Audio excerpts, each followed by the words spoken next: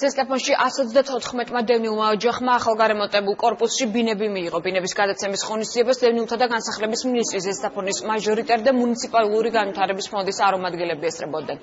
ბინებში დამონტაჟებულია წყლის და ბუნებრივი აირის გამათბობლებიც.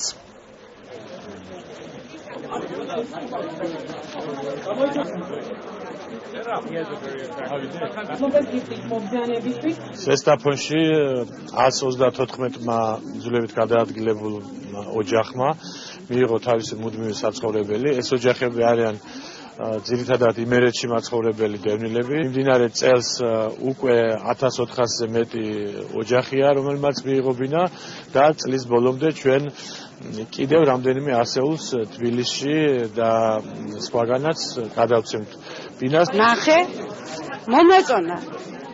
იმიტომ რომ ამდენი ხანია ველოდებით და ვიცი, მე მგონია არ იქნება ცუდი ამ ხალხის ნამუშევარი.